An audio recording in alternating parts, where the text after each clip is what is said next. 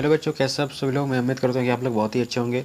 बच्चे मैं बता दूं कि अगर आप इस चैनल पर पहली बार आए हैं और चैनल को सब्सक्राइब नहीं किए हैं तो प्लीज़ मेरे चैनल को सब्सक्राइब कर दीजिए और बेल आइकन को दबा दीजिए ताकि हर एक प्रकार के लेटेस्ट वीडियो नोटिफिकेशन आपके पास पहुँच सके। तो चलिए बच्चों, वीडियो को स्टार्ट करते हैं। ठीक है, तो जो बच्चों आज की जो वीडियो आपका वो क्लास 9 का जो फर्स्ट टर्म का एग्ज़ाम हुआ था, ठीक है, उसके बारे में बताएंगे। और आपको मैं बता दूँ कि आपका जो ये सब्जेक्ट है, आपका वो सब्जेक्ट क्या है, साइंस है। ठीक है, तो देखिए यहाँ पर क्वेश्चन आपका हिंदी इंग्लिश दोनों में दिया हुआ है। ठीक है, तो आपको दोनों में ही बताएंगे।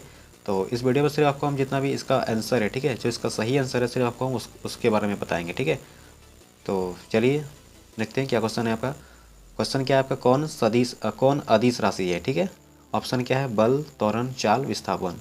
इंग्लिश में क्या है, which is scalar quantity, force, acceleration, speed, displacement. ठीक है, तो देखिए इसका जो सही आंसर होगा वो आपका क्या होगा, 3 नंबर हो जाएगा, चाल। ठीक है, यानी कि चाल क्या है, एक आपका अदिश राशि है। ठीक है, देयरफॉर इसका जो आपका सही आंसर होगा क्या हो गया आपका, सी नंबर हो गया, चाल। ठीक है, इंग्लिश में क्या हो गया, स्पीड। ये आपका क्या हो गया, अदिश राशि है। ठीक है, यानी कि स्केलर क्वांटिटी है। ठीक है, समझ गए आप इसको। चलिए आगे बढ़ते हैं, नेक्स्ट क्वेश्चन देखते हैं। Question number 2।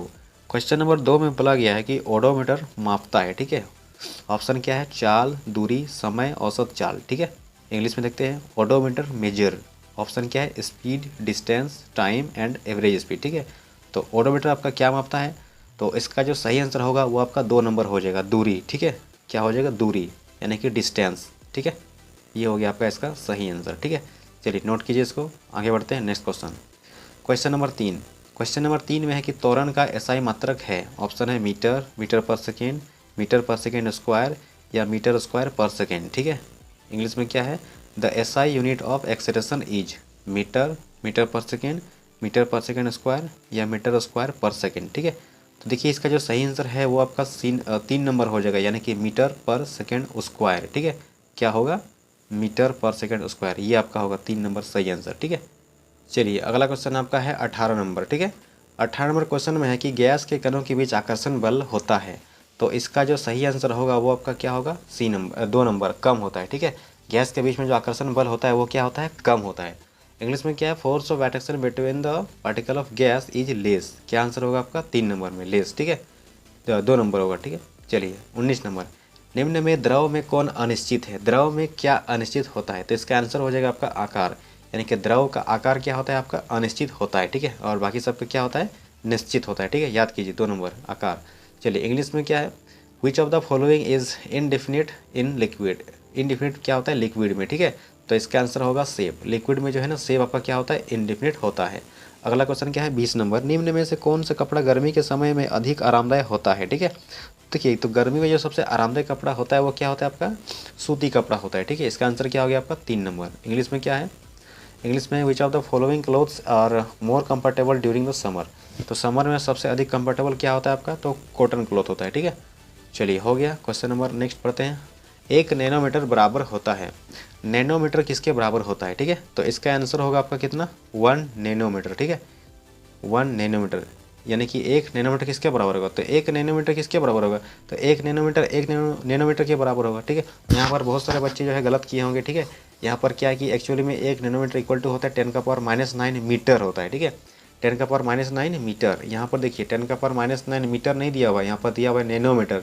ये वाला अगर यहाँ पर मीटर होता तो आंसर आपका ये वाला हो जाता। ठीक है, तो यहाँ पर क्या है, आंसर आपका 4 नंबर हो जाएगा। ठीक है, समझ गए आप। चलिए आगे बढ़ते हैं। इंग्लिश में क्या है, 1 नैनोमीटर इज इक्वल टू, तो 1 नैनोमीटर इज इक्वल टू होता है 1 नैनोमीटर। ठीक है, चलिए स्थिर अनुपात के नियम का प्रतिपादन किसने किया, तो स्थिर अनुपात का नियम का प्रतिपादन जो किया आपका वो कौन किया, ये वाला। ठीक है, 3 नंबर ऑप्शन, आंतवा एल या लोवाइजिए एंड प्राउस्ट। ठीक है, इंग्लिश में क्या है, इंग्लिश में आपका क्या दिया, देखिए यहाँ पर इंग्लिश में बोला जा रहा है कि who proposed the law of constant proportional. ठीक है, प्रोपोर्शन, तो इसका आंसर क्या हो गया आपका, सी नंबर हो गया। ठीक है, चलिए ठीक है आगे बढ़ते हैं। क्वेश्चन नंबर 23 में क्या है, किस तत्व का लैटिन नाम फेरम है, किसका नाम फेरम है, तो इसका आंसर हो गया लोहा। ठीक है, इंग्लिश में क्या है, which element has the Latin ferrum. Ferrum किसका होता है, आयरन का होता है। ठीक है, आगे बढ़ते हैं। क्वेश्चन नंबर 23, सोडियम का संकेत क्या होता है, तो Na होता है। ठीक है, the symbol of sodium is Na, हो गया ये वाला। आगे बढ़ते हैं। जल के एक अणु में हाइड्रोजन और ऑक्सीजन के भार का अनुपात कितना होता है। ठीक है, जल के अणु में क्या हाइड्रोजन ऑक्सीजन का भार कितना होता है, अनुपात 1:8 होता है। ठीक है, the ratio of the weight of hydrogen and oxygen in a molecule of water are in the ratio of 1:8। ठीक है, इसका आंसर क्या हो गया, ये वाला होगा। आगे आते हैं क्वेश्चन नंबर 26, सभी द्रव्यों की रचनात्मक इकाई क्या होती है। जितने भी द्रव्य है, ठीक है, उसकी रचनात्मक इकाई क्या होती है, तो परमाणु होती है। इसका आंसर क्या हो जाएगा, इसका आंसर हो जाएगा आपका परमाणु। ठीक है, नोट कीजिए इसको। इंग्लिश में क्या है, what is the constructive unit of all the matter, क्या होगा, एटम्स। ठीक है, ये नंबर फर्स्ट वाला। चलिए अगला क्वेश्चन क्या है, आत्महत्या का थैला कहलाता है, तो इसका आंसर क्या होगा, लाइसोसोम। लाइसोसोम क्या कहलाता है, आत्महत्या का थैला कहलाता है। ठीक है, इंग्लिश में क्या है, the suicidal bag is called, तो लाइसोसोम। ठीक है, इसका आंसर क्या होगा, 4 नंबर। ठीक है, चलिए आगे बढ़ते हैं।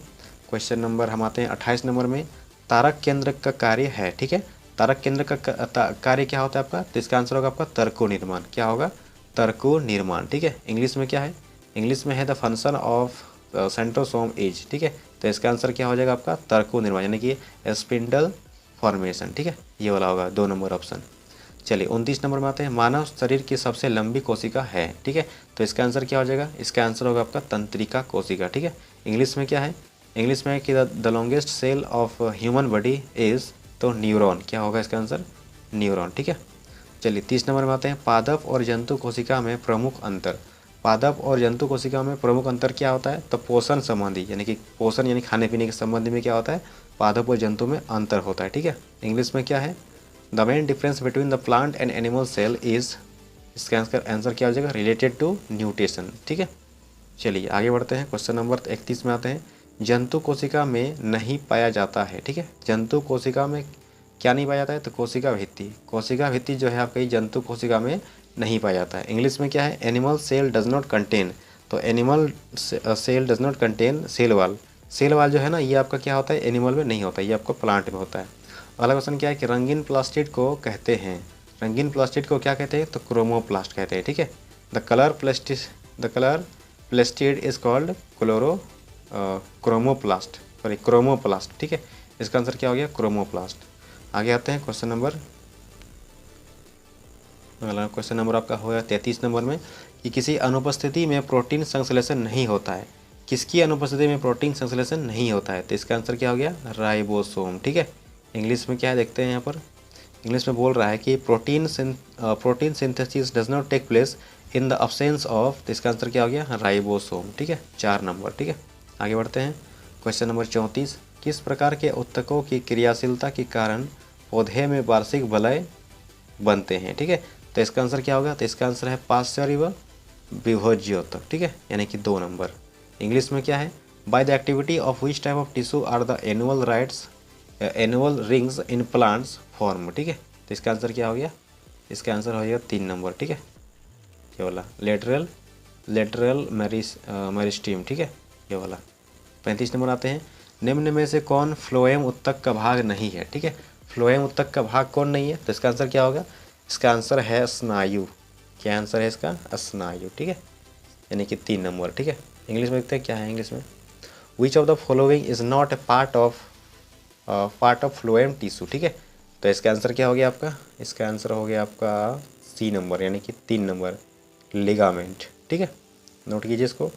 अगला क्वेश्चन क्या है, कौन सा उत्तक जल और खनिज का वहन करता है।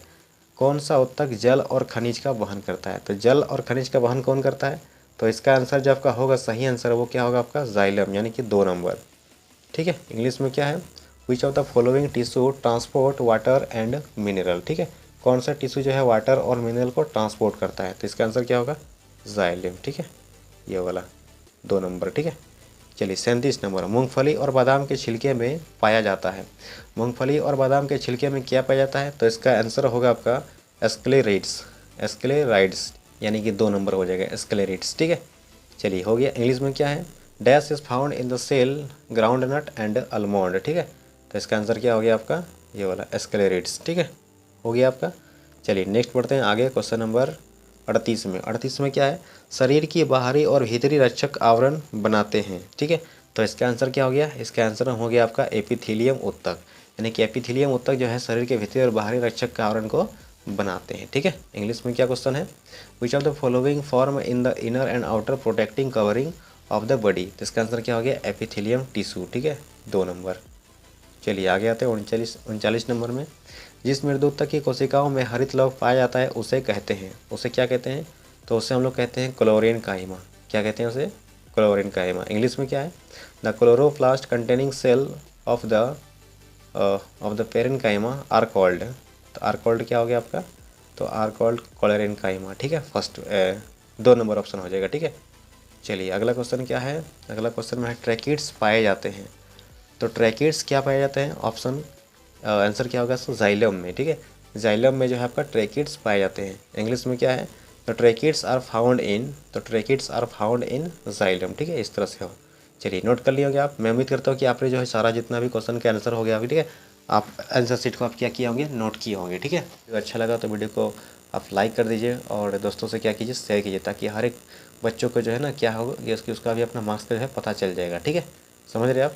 और मैं बता दूं कि अगर आप चैनल को पहली बार आए हैं, चैनल को सब्सक्राइब नहीं किए हैं, तो उसको आप सब्सक्राइब भी कर दीजिए और बेल आइकन को दबा दीजिए। क्योंकि देखिए क्या है कि इस चैनल में अगर आप सब्सक्राइब करके रखिएगा तो यहाँ पर मेरा जो भी नया नया वीडियो आएगा, ठीक है, लेटेस्ट वाला वीडियो आएगा, उसका नोटिफिकेशन क्या होगा आपके पास मोबाइल में आपका पहुँच जाएगा। ठीक है, तो चलिए तब तक के लिए thank you, best of luck. मिलते हैं फिर अगले वीडियो में। Good bye.